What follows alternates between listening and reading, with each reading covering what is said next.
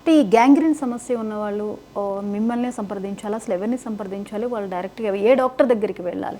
అంటే రకరకాల డౌట్లు ఉంటాయి, సరైన డాక్టర్కి దగ్గరికి వెళ్ళాలి అనే అవగాహన కూడా లేనటువంటి పరిస్థితి ఉంటుంది. సో ఈ గ్యాంగ్రీన్ సమస్యతో బాధపడే వాళ్ళు ఎవరి దగ్గరికి వెళ్ళాలి?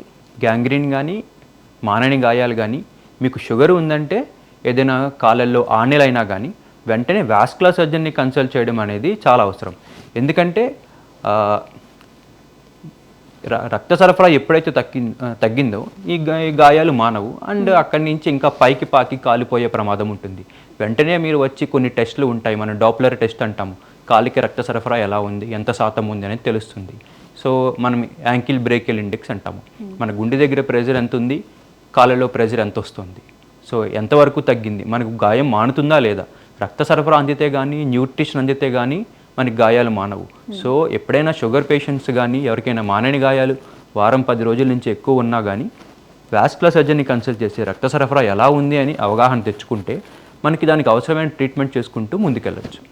అంటే కొన్ని స్టార్టింగ్ స్టేజ్లోనే కనుక మనం చూసుకున్నట్లయితే లేదా ఒక చిన్న చేంజ్ కనిపించగానే మీలాంటి డాక్టర్స్ని సంప్రదించినప్పుడు అది స్టార్టింగ్ స్టేజ్లో అయితే మెడిసిన్స్తో క్యూర్ అవుతుందా లేదా సర్జరీ అనేది తప్పనిసరా? స్టార్టింగ్ స్టేజ్లో మెడిసిన్స్తో ట్రీట్ చేయొచ్చండి. మనకేంటంటే ఎవరికైతే నాకు 1/2 కిలోమీటర్ వరకు నడిస్తే నొప్పి వస్తుంది, లేదంటే ఒక 2 అడుగులు ఒక 20-30 మీటర్లు నడవగానే నొప్పి వస్తుంది అనుకున్న వాళ్ళలో మనం క్లాడికెంట్ అంటాము. వాళ్ళకి నడిస్తే మాత్రమే నొప్పి స్టార్ట్ అవుతుంది, ఎందుకంటే అంత దూరం నడిచే వరకు బాడీ యొక్క రక్త సరఫరా సరిపోతుంది. వాళ్ళకి మనము వాళ్ళ లైఫ్ స్టైల్ మాడిఫికేషన్ అంటాము. సో అంటే బీపీ షుగర్ కంట్రోల్లో పెట్టుకుని కొలెస్ట్రాల్ తగ్గించే మందులు ఇచ్చి నడకకి ఇంప్రూవ్ చేయడానికి కొద్దిగా మందులు పెట్టి రక్త సరఫరా పెంచే మందులు పెట్టుకుంటే చాలా వరకు ఇంప్రూవ్మెంట్ వస్తుంది. వాళ్ళకి ఆపరేషన్ అనేది లేకుండా ముందుకు వెళ్ళచ్చు.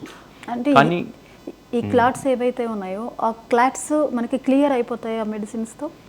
కొంతవరకు క్లియర్ అవుతాయండి, కంప్లీట్గా క్లియర్ కావు. కానీ మన బాడీ ఏంటంటే మనకి ఎక్కడైనా రక్త సరఫరాలో బ్లాక్ ఉన్నప్పుడు సైడ్ ఒక చిన్న చిన్న బ్రాంచెస్ నుంచి కొలేటరల్స్ అంటాము.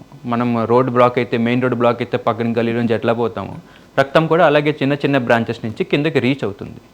కాకపోతే మనకి ఎంతవరకు రీచ్ అవుతుంది అనేది ఒక్కొక్క మనిషికి ఒక్కొక్క రకంగా ఉంటుంది. బ్లాక్ అనేది ఎంత సివియర్గా ఉంది, చిన్న బ్లాక్ ఉంది అంటే కనుక అది కొంతవరకు మ్యాక్సిమం వాళ్ళు నార్మల్ లైఫ్ స్టైల్ వరకు ఇబ్బంది ఏమీ రాదు, కొంత మందులతో కూడా చాలా వరకు రెస్పాండ్ అవుతారు.